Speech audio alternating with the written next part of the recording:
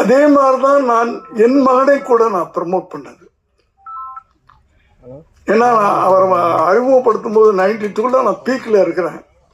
ஹிந்தி படங்கள் அது இது பண்ணிக்கிட்டு நல்ல இன்கம்லாம் அப்படியே வந்துக்கிட்டு இருக்கு. பெரிய மியூசிக் டைரக்டர் போட்டிருக்கலாம், பெரிய கேமராமேனை போட்டிருக்கலாம்,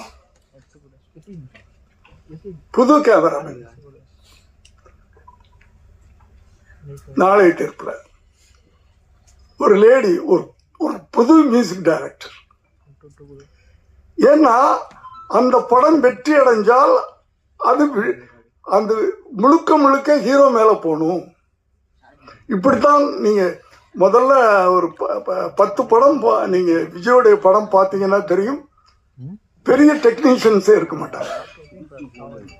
இதான் ப்ரமோஷன், ஹீரோவை ப்ரமோட் பண்றது.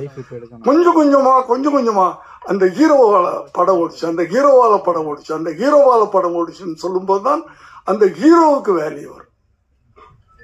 இப்படி உருவாக்குறது தான் ஒரு ஹீரோ உருவாக்குறதுன்றது சாதாரண விஷயம் இல்லை.